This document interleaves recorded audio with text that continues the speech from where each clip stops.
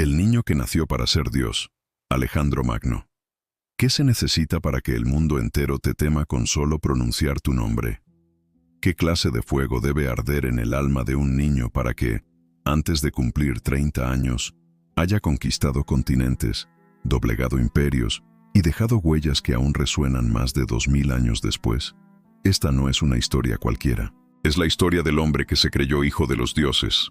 Y el mundo entero, de alguna forma, terminó creyéndolo también. Este es Alejandro de Macedonia, el conquistador de conquistadores, el rey que jamás fue derrotado. Nació en el año 356 a.C., en Pela, capital del reino de Macedonia, en el norte de Grecia. Su padre era el temido rey Filipo II, un estratega implacable que había unificado a las tribus macedonias bajo su dominio y que soñaba con conquistar toda Grecia. Su madre era Olimpia, una princesa del reino de Epiro, tan devota de los dioses como ambiciosa. Decían que tenía visiones, que practicaba rituales antiguos y que afirmaba, sin titubear, que su hijo no era hijo de un mortal, sino del mismísimo Zeus. Desde niño, Alejandro fue educado como si el universo le debiera algo.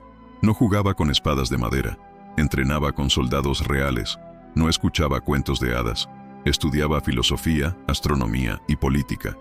Y cuando cumplió 13 años, su padre contrató a uno de los hombres más sabios del mundo antiguo para que fuera su tutor, Aristóteles. Bajo su guía, Alejandro no solo aprendió a pensar, aprendió a conquistar con la palabra antes que con la lanza. Leía a Homero como otros niños leían fábulas. Soñaba con emular a Aquiles, el héroe de la Ilíada. Pero más que un sueño, Alejandro lo veía como un destino inevitable. No era un adolescente común. A los 16 años ya comandaba tropas. A los 18 participó en la batalla de Queronea, donde su padre venció a la coalición griega. Alejandro, con un grupo de élite, aplastó al batallón sagrado de Tebas, uno de los cuerpos militares más temidos de la época.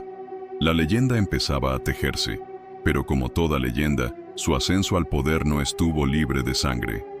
En el año 336 a.C., cuando Alejandro tenía solo 20 años, su padre fue asesinado. Lo mataron en pleno matrimonio, en público. Las teorías sobre quién estuvo detrás nunca fueron claras, pero muchos dedos apuntaron a Olimpia y a su propio hijo. Con la muerte de Filipo, el trono quedó vacío, y Alejandro no vaciló. Apenas unos días después, se proclamó rey de Macedonia, y con su ascenso comenzó el rugido, porque no todos los territorios bajo dominio macedonio estaban dispuestos a aceptarlo. Atenas, Tebas, Esparta, muchos creyeron que podían desafiar al joven rey. Pero no sabían que Alejandro no era solo un político con corona. Era un volcán esperando estallar. En pocos meses, organizó su ejército, recorrió Grecia y aplastó toda resistencia. Y cuando Tebas intentó rebelarse, la borró del mapa. Literalmente, los soldados destruyeron sus murallas, incendiaron sus templos, esclavizaron a su gente. Solo se perdonaron la casa de un poeta y los templos dedicados a los dioses. Todo lo demás desapareció. Fue una lección para todos los demás. Este no es un rey débil. Este es un dios con espada. Con Grecia finalmente unificada, Alejandro puso sus ojos en el objetivo que su padre había comenzado a planear antes de morir: conquistar el imperio persa, el enemigo más poderoso del mundo antiguo. Un coloso territorial que abarcaba desde Asia Menor hasta las puertas de la India. Un imperio con más oro, más soldados y más influencia que cualquier otro.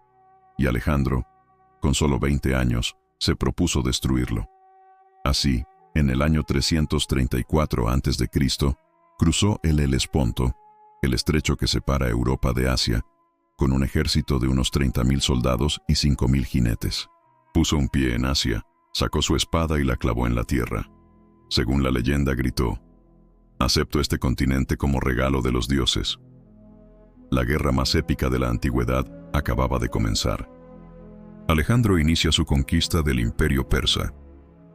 Alejandro había cruzado el Helesponto con 30.000 soldados y 5.000 jinetes, un ejército relativamente pequeño en comparación con la inmensidad del imperio persa. Pero Alejandro tenía algo que Darío III, rey de los persas, nunca entendió. Una voluntad tan salvaje que desafiaba cualquier lógica militar. Alejandro no solo marchaba a la guerra, marchaba hacia la eternidad. Su primer gran enfrentamiento fue en la batalla del Gránico, en el año 334 a.C. Los persas creían que lo emboscarían en el río, donde el terreno los favorecería, pero Alejandro no esperó. Atacó de frente, cruzando el río con su caballería en medio de flechas y lanzas. Los oficiales persas cayeron uno por uno. Alejandro, en medio del combate, fue golpeado en la cabeza por una espada persa, pero su casco resistió, y el joven rey no solo sobrevivió, inspiró a sus hombres a romper la línea enemiga. Esa victoria no fue solo un triunfo militar, fue un mensaje. Alejandro no era otro general griego más, era un huracán con rostro de joven, y desde ese día los persas comenzaron a temerlo de verdad. Avanzó rápidamente hacia el sur, las ciudades-estado de Asia Menor, muchas de ellas bajo control persa pero con poblaciones griegas o fenicias, comenzaron a rendirse sin luchar. Alejandro se presentaba como liberador, permitía a las ciudades mantener su autonomía a cambio de lealtad y tributo. Era brutal con sus enemigos, pero político con los que se le sometían. Un guerrero con mente de rey y boca de filósofo, pero la verdadera prueba estaba por venir. En el año 333 a.C., el ejército de Alejandro se enfrentó a las tropas del mismísimo Darío III en la llanura de Isos. Los persas eran más del doble en número. El terreno era estrecho, encajonado entre el mar y las montañas. Y Darío, seguro de su superioridad, colocó a su familia en el campamento. Su madre, su esposa, sus hijas. Creía que la victoria era segura, pero subestimó la furia ordenada de Alejandro. Durante la batalla, Alejandro dirigió un ataque fulminante en el centro, rompiendo la línea enemiga. A la cabeza de su caballería, se abrió paso como una flecha hacia el mismísimo Darío. El rey persa, viendo que Alejandro se acercaba a su posición, huyó del campo de batalla. Dejó atrás su carro, sus riquezas y a su familia. Alejandro, al encontrar a las mujeres reales, no las tocó ni las humilló. Las trató con respeto, les aseguró su protección y ordenó que se les tratara como reinas. Ese gesto sorprendió incluso a sus enemigos. No solo era invencible en batalla, también era magnánimo en la victoria. Y esa combinación lo volvía temible.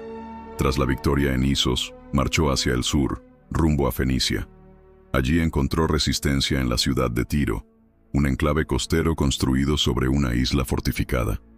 Los tirios creyeron que podrían resistir con sus murallas y su flota, pero Alejandro no conocía la palabra imposible. Ordenó construir un istmo, un camino artificial desde la costa hacia la isla. Lo hizo piedra por piedra, bajo ataques constantes, durante 7 meses. Cuando terminó, atacó por mar y tierra al mismo tiempo. Tiro cayó. Más de 6.000 defensores murieron. 2.000 fueron crucificados en las playas. Solo los que se refugiaron en los templos fueron perdonados. Esa victoria fue brutal, desproporcionada, pero estratégica. El mundo entendió que Alejandro no se detenía, que no existía muralla que lo frenara. Y las ciudades cercanas, al ver el destino de Tiro, comenzaron a rendirse sin luchar. Luego entró a Egipto, y ahí ocurrió algo inesperado. Fue recibido como un libertador. Los egipcios, cansados del dominio persa, vieron en Alejandro a un nuevo faraón. Él, lejos de despreciar la tradición local, adoptó símbolos egipcios, ofreció sacrificios a sus dioses y fundó una ciudad nueva que hoy todos conocemos, Alejandría. Una ciudad para el conocimiento, el comercio y la unión cultural.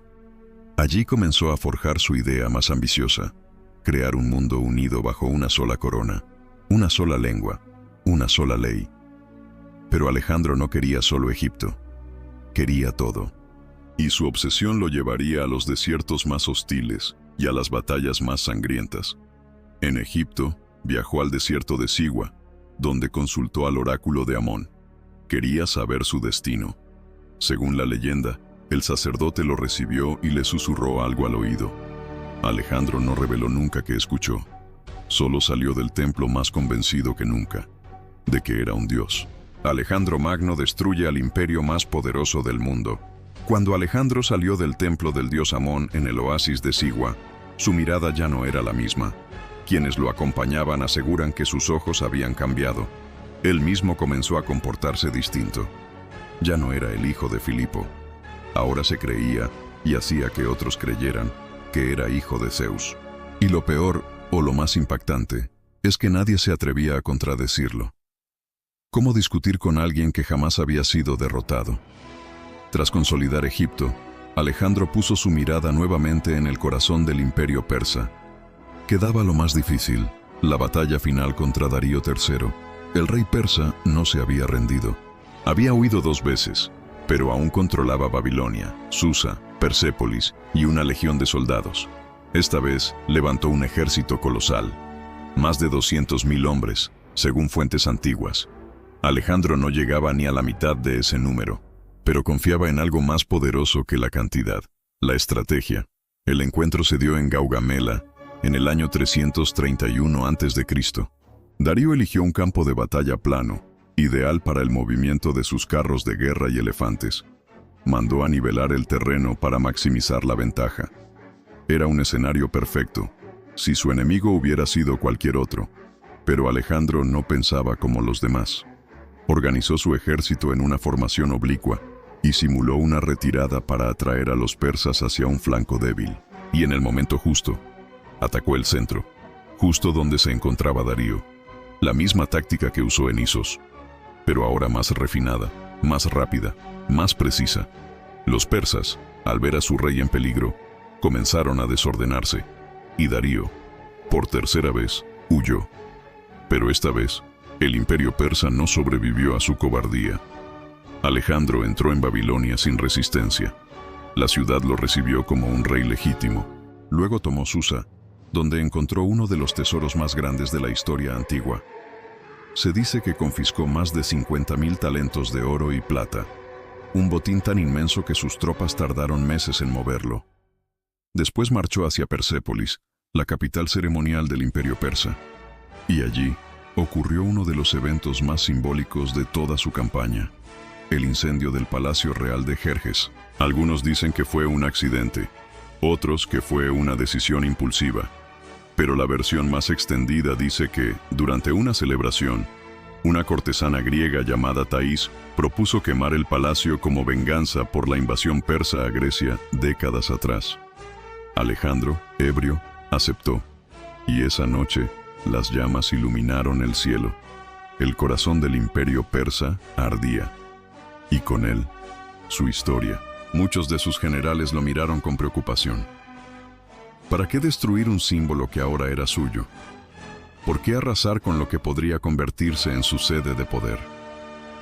Pero Alejandro ya no pensaba como rey. Pensaba como mito. Quería borrar el pasado para escribir su propio legado desde cero. Después de Persépolis, continuó su persecución de Darío. El rey persa huía cada vez más al este, perdiendo apoyo, moral y autoridad.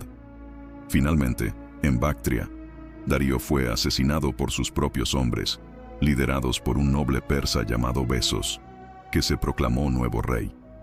Cuando Alejandro encontró el cuerpo de Darío, lloró, ordenó que se le dieran funerales reales y juró venganza contra los que lo habían traicionado. Una vez más, mostraba su ambigüedad, cruel con sus enemigos, pero respetuoso con sus iguales. Besos fue capturado poco después, y su castigo fue ejemplar. Le cortaron la nariz y las orejas, lo ataron a 2 árboles doblados, y cuando se soltaron, su cuerpo fue partido en 2. Así era la justicia del rey del mundo. Con la caída de Darío, Alejandro era, oficialmente, el nuevo emperador de Asia. Podría haberse detenido, podría haber regresado a Grecia, gobernar desde la gloria, escribir sus memorias y envejecer en mármol. Pero no era suficiente. En lugar de volver, comenzó a adoptar costumbres persas. Se vestía con túnicas reales del antiguo imperio. Introdujo la ceremonia de la prosquinesis, donde sus súbditos debían postrarse ante él, como lo hacían ante los antiguos reyes de Persia. Esto irritó profundamente a sus soldados griegos. Muchos lo veían como traidor a su cultura, pero Alejandro no quería ser rey de los griegos. Quería ser rey de todos, una figura universal, un símbolo viviente. Y por eso su ambición lo empujó aún más lejos. Miró hacia Oriente, hacia los reinos de la India, y con una determinación que parecía inhumana, decidió seguir marchando. Alejandro invade la India y sus tropas se rebelan. La sangre del imperio persa aún estaba fresca cuando Alejandro volvió a montar su caballo y mirar hacia el horizonte. Había conquistado desde el Egeo hasta Babilonia. Había aplastado reinos, quemado ciudades y hecho temblar al mundo conocido. Pero él no había nacido para quedarse quieto. No le bastaba con ser rey de Asia. Ahora quería lo que nadie se atrevía siquiera a imaginar: conquistar la India. En su mente, cada nuevo kilómetro de tierra no era solo territorio. Era un paso más hacia su divinización. Se decía que Dionisio había llegado hasta la India en tiempos míticos. Y Alejandro, que ya se vestía como rey persa y hablaba como faraón egipcio, quería superar hasta a los dioses. En el año 327 a.C., cruzó el Hindu Kush, una cadena montañosa cruel y traicionera. Sus hombres, cansados, hambrientos y helados, comenzaban a murmurar. Llevaban años lejos de casa. Habían cruzado ríos envenenados, desiertos interminables, ciudades hostiles. Muchos habían muerto, otros habían envejecido entre batallas. Pero Alejandro no frenaba. Una vez en la región del actual Pakistán, se encontró con una feroz resistencia tribal, especialmente en la ciudad fortificada de Ahornos, un lugar inexpugnable construido sobre un acantilado. Los locales decían que ni siquiera Heracles había podido conquistarla. Alejandro, al escuchar eso, juró tomarla solo para superar al semidios. Durante días, sus ingenieros construyeron rampas y plataformas de asalto bajo fuego constante, y finalmente tomó Ahornos. Los pocos que sobrevivieron fueron ejecutados, y Alejandro escribió su nombre sobre la piedra, como dejando un mensaje a la historia: donde Heracles falló, yo triunfé. Pero lo más impresionante aún estaba por llegar. Siguió avanzando hasta el río Indo, una región que pocos griegos conocían. Allí, en el año 326 a.C., se encontró con el rey Poros, un gobernante local que no solo tenía miles de soldados, sino elefantes de guerra. La batalla se libró en Hidaspes, bajo una lluvia torrencial. Los elefantes persas eran monstruosidades que aplastaban hombres y caballos. Pero Alejandro no se acobardó. Cruzó el río durante la noche con parte de su ejército y atacó por sorpresa. La lucha fue brutal. El barro tragaba cuerpos. Los elefantes pisoteaban escudos. La caballería se deslizaba como si peleara sobre hielo. Pero Alejandro, como siempre, se adaptó. Usó arqueros para cegar a los elefantes. Usó lanceros para rodearlos.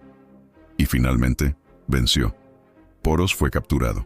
Y cuando Alejandro le preguntó cómo quería ser tratado, él respondió con orgullo: como un rey. Alejandro sonrió y le devolvió su reino. Una vez más, mostraba que podía ser tan noble como implacable, y que su poder no venía solo de la espada, sino también del respeto que inspiraba incluso en sus enemigos. Tras la victoria, fundó varias ciudades, entre ellas Alejandría del Indo, pero ahí empezó la fractura interna más peligrosa. Sus hombres ya no querían seguir. Estaban exhaustos, enfermos, marcados por años de campañas. Y lo más grave, comenzaban a temerle. Alejandro ya no era el joven rey macedonio. Se rodeaba de adivinos persas, exigía rituales orientales, obligaba a sus hombres a postrarse ante él. Muchos lo consideraban un traidor a su cultura. En una asamblea en el río Éfasis, actual Beas, sus generales y soldados le dijeron que no marcharían más al este, que si quería seguir, lo hiciera solo. Alejandro, por primera vez, no pudo convencerlos. Se encerró en su tienda por días. No comía, no hablaba. Estaba furioso, no por la desobediencia, sino porque sabía que el mundo, al menos para él, terminaba ahí. Finalmente, aceptó dar marcha atrás, pero no regresó por el camino seguro. Eligió una ruta más corta, a través del desierto de Gedrosia, una decisión que muchos consideraron una venganza. Ese desierto, hoy parte de Irán y Pakistán, es un horno sin sombra. Miles de soldados murieron por insolación, deshidratación y enfermedades. Se estima que más hombres murieron allí que en todas las batallas anteriores, y sin embargo, Alejandro sobrevivió. Cuando finalmente regresó a Babilonia en el año 324, ya no era el mismo. Había recorrido más de 20.000 kilómetros. Había fundado más de 70 ciudades. Había conquistado tierras donde el nombre de Grecia jamás se había oído. Y ahora quería convertir todo eso en un imperio unificado. Comenzó a reorganizar su gobierno, fusionar culturas, casar a sus oficiales con mujeres persas y formar una nueva nobleza que mezclara Oriente y Occidente. Pero no todos aceptaron. Las tensiones se dispararon. Los viejos generales macedonios no soportaban las costumbres extranjeras. Los pueblos orientales veían a Alejandro como un dios, pero sus propios soldados comenzaban a verlo como un tirano. Alejandro Magno se había convertido en el dueño del mundo conocido, pero comenzaba a perder su mundo más íntimo, la lealtad de los suyos. La muerte de Hefestión y el principio del fin de Alejandro Magno. El Alejandro que regresó a Babilonia ya no era el mismo joven que había montado a Bucéfalo en Pela o que había cruzado el Helesponto gritando que los dioses le entregaban Asia. Ahora era el monarca del mundo conocido, pero con el alma resquebrajada. Tenía el imperio, la gloria, el oro, la obediencia absoluta, pero había perdido algo mucho más profundo: el equilibrio. Una vez instalado en Babilonia, comenzó a planificar nuevas campañas. Hablaba de conquistar Arabia, navegar hacia África, someter Cartago y marchar hasta el borde del océano. Sus mapas ya no mostraban límites. Sus ideas no tenían pausa. Quería crear un nuevo mundo, fusionado, sin divisiones entre griegos y persas. Un imperio universal, donde todos se arrodillaran ante su figura. Pero mientras sus planes se expandían, su círculo más íntimo comenzaba a resquebrajarse. En el centro de ese círculo estaba Hefestión, su amigo de la infancia, su confidente, su sombra más leal. Muchos creían que entre ellos había algo más que amistad. Lo cierto es que Alejandro amaba a Hefestión como a sí mismo. Y en el año 324 a.C., ese vínculo se rompió de forma irreversible. Hefestión enfermó repentinamente en Ecbatana, actual Irán. Algunos dicen que fue por fiebre tifoidea, otros por una intoxicación alimentaria. Lo cierto es que en pocos días murió y Alejandro se derrumbó. No comió, no habló, no se bañó, se arrancó la ropa, cubrió su rostro de ceniza y ordenó un duelo nacional como nunca se había visto. Cortó las crines de todos los caballos, prohibió la música en todo el imperio, mandó crucificar al médico que no logró salvarlo. Y lo más impactante, construyó un monumento funerario tan gigantesco que, según los cronistas, costó más de 10.000 talentos de oro. Era su forma de decirle al mundo que había perdido a su otra mitad. A partir de ahí, Alejandro dejó de disimular su deseo de ser más que humano. Exigía culto divino. Ordenó que se lo adorara como hijo de Zeus en Egipto, como descendiente de Amón en Persia, como equivalente de Heracles en Grecia. Mandó estampar su rostro en monedas, colocar estatuas suyas en los templos, e impuso la prosquinesis como rito obligatorio. Los soldados veteranos lo criticaban en voz baja. Los griegos lo seguían, con miedo, y los pueblos conquistados ya no lo veían como libertador. Ahora era un dios vivo, y por tanto, intocable. Pero su cuerpo comenzaba a resentirlo. En el año 323 a.C., mientras preparaba una nueva campaña para invadir Arabia, Alejandro cayó enfermo repentinamente. Había estado bebiendo en un banquete. Durante varios días, tuvo fiebre altísima, dolores intensos, delirio. Sus generales lo rodeaban. Nadie sabía qué hacer, y la pregunta flotaba como un cuchillo sobre el imperio. ¿Qué pasa si el dios se muere? Las teorías sobre su enfermedad fueron muchas. Algunos dicen que fue malaria, otros, tifoidea. Algunos creen que fue un veneno lento, imposible de detectar. Lo cierto es que durante 12 días, su salud se apagó como una vela. No podía hablar, no podía levantarse. Y cuando sus oficiales le preguntaron a quién dejaba como sucesor, dicen que respondió apenas un susurro, a los más fuertes. Y con eso, murió. Tenía 32 años. En apenas una década había conquistado más de 20.000 kilómetros, fundado más de 70 ciudades, gobernado sobre más de 40 millones de personas, hablado al oído de reyes y sacerdotes, humillado imperios y se había convertido en mito. Y ahora, su cuerpo yacía en silencio. Pero su muerte fue solo el comienzo de otro conflicto. ¿Qué hacer con un imperio tan inmenso sin un heredero claro? Sus generales, los llamados diádocos, comenzaron a dividirse. Cada uno quería una parte: Egipto, Grecia, Asia, Persia. El imperio, como su cuerpo, comenzaba a descomponerse. Su cuerpo fue embalsamado. Iba a ser trasladado a Macedonia. Pero el general Ptolomeo interceptó el cortejo fúnebre y lo llevó a Egipto. Allí, en Alejandría, construyó una tumba monumental. Durante siglos, peregrinos y reyes viajaron a ver los restos del Rey de Reyes. César lloró frente a su tumba. Calígula se llevó su coraza. Alejandro vivía, incluso muerto. Pero con el tiempo, su tumba se perdió. Hoy, nadie sabe exactamente dónde está enterrado. Y quizá así debe ser, porque algunas leyendas no se pueden encerrar. Cuando Alejandro Magno exhaló su último aliento en Babilonia, no solo murió un hombre, murió un mundo. Con apenas 32 años, había conquistado más territorio que cualquier otro general antes que él, y sin embargo, dejó tras de sí un imperio sin heredero legítimo, sin plan de sucesión, y con una sola orden escrita entre líneas. Para el más fuerte, fue el inicio de una tormenta. Los generales que lo habían acompañado en sus campañas, conocidos como los diádocos, se miraban entre sí no como compañeros de armas, sino como posibles herederos de un sueño descomunal. Ptolomeo, Seleuco, Antígono, Lisímaco, Casandro, todos ellos veteranos curtidos, ambiciosos y ahora sin amo. Cada uno reclamaba una parte del cuerpo de Alejandro y de su legado, pero no lo harían en paz. Las guerras de los diádocos no tardarían en desencadenarse, sumiendo al antiguo imperio en un conflicto de décadas. El primero en moverse fue Pérdicas, quien intentó asumir la regencia del imperio en nombre del hijo póstumo de Alejandro, Alejandro IV. Pero pronto encontró oposición. Ptolomeo se había adueñado de Egipto y se negó a aceptar su autoridad. Pérdicas decidió marchar contra él. Pero su ejército, agotado y dividido, terminó rebelándose. Fue asesinado por sus propios hombres en el año 320 a.C. La fragmentación era un hecho. Las siguientes décadas se convirtieron en un ajedrez sangriento. Antígono el Tuerto intentó reconstruir la unidad del imperio, acumulando poder en Asia Menor y Siria.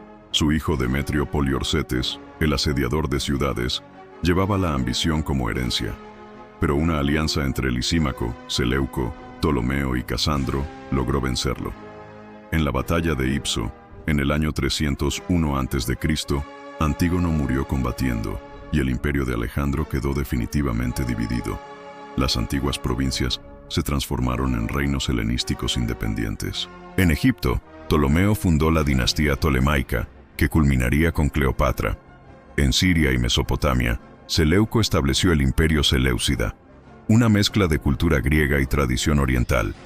Casandro tomó Macedonia y trató de consolidar el poder en Europa, aunque sin el mismo éxito.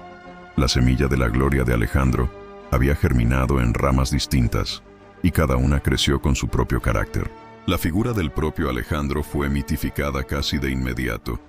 Se decía que su cuerpo no se descomponía, como si fuera un dios. Su tumba en Alejandría se convirtió en un sitio de peregrinación para emperadores romanos y conquistadores de otras eras. Julio César lloró frente a sus restos. Napoleón lo estudió como obsesión. Su sombra alargada se proyectaba más allá de las tierras que conquistó, tocando el alma misma del mundo antiguo.